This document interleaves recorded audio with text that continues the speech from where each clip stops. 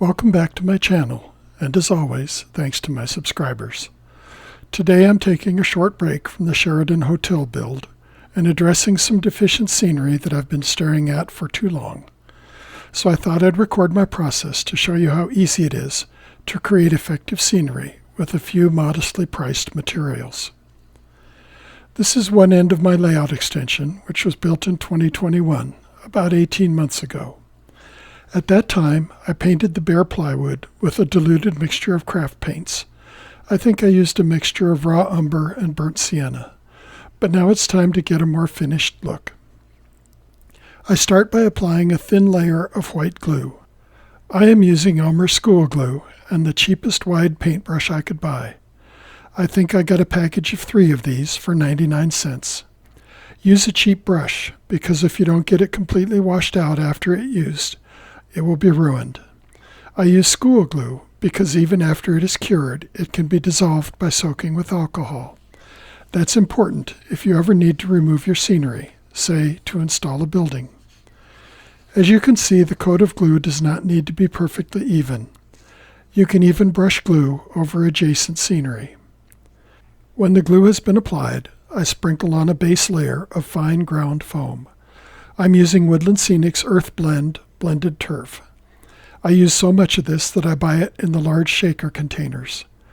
The shaker I'm using used to be a spice shaker of some kind. Sprinkle generously. This is the base layer of your scenery, and it should cover the bare table completely.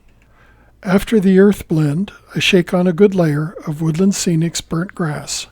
Again, I buy this in the large shaker container. Because the base plywood has been painted, and because I applied a layer of earth blend first, I do not worry about getting complete coverage. Finally, I shake Woodland Scenic's yellow grass in some areas. It is important not to have an even coat. This will provide important color variation in the base scenery layer. I buy the yellow grass in large containers as well. Earth blend, burnt grass, and yellow grass form my basic scenery color palette because I model a fairly arid section of Colorado. You should use a palette of colors that match the scenery in the area you're modeling. With all the foam in place, I apply 70% isopropyl alcohol across the entire area using a pipette. You could use a spray bottle to mist the area as well. Just remember, isopropyl alcohol is denatured, which means it contains a toxic ingredient, in this case methanol, so inhaling the mist is not a good idea. The IPA will dissolve the white glue and allow it to diffuse up into the ground foam more easily. Next, I apply some Woodland Scenic's scenic cement using a pipette. This stuff settles in the bottle, so be sure to shake the bottle well to get the glue back into suspension before applying. You could use matte medium, full strength or diluted, or even diluted white glue instead. Last, while everything's still wet, I apply a few final sprinkles of burnt grass and yellow grass. Then I let everything dry while I wash out my glue brush and the scenery cement pipette. There are 2 keys to creating effective scenery. First, provide as many different colors as possible. And second, provide as many different textures as possible. Now that my base layer is dry, I begin adding different textures using coarse foam. Sticking with my color palette, I use Woodland Scenic's coarse turf in both burnt grass and yellow grass. But I add different colors by using foam from other manufacturers as well. Apply the coarse foam in patches. Remember, similar plants are often found clustered together, not dispersed over a wide area. Also, this step is about creating variety of texture, so leave some of the underlying scenery uncovered. When you are happy with the effect you've created, soak the coarse foam with isopropyl alcohol. This reactivates the glue in the base layer and also allows the scenic cement which you are about to apply to spread evenly. Finally, apply scenic cement or diluted white glue or diluted matte medium over everything and let it dry. I'm going to finish this scene with some tall bushes clustered at the base of the hill. Trees and bushes that need a lot of water are often found at the base of hills and around rock outcroppings. This will also help disguise the abrupt transition from the hill to the flat tabletop. I use natural lichen, also called reindeer moss, as the framework for my bushes.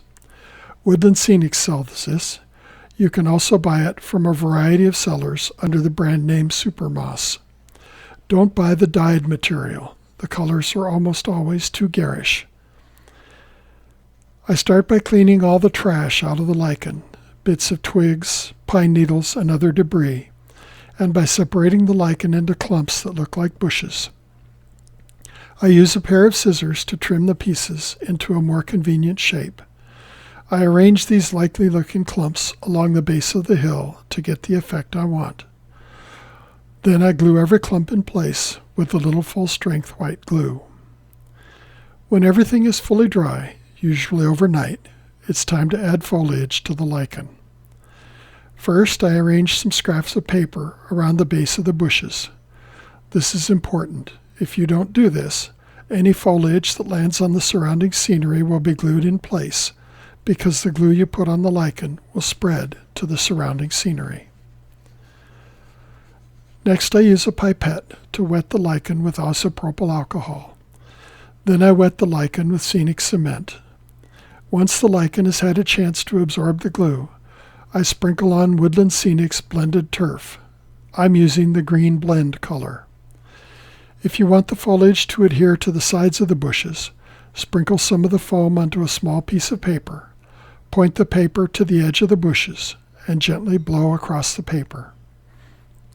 Finally, I sprinkle a highlight color just on the tops of the bushes.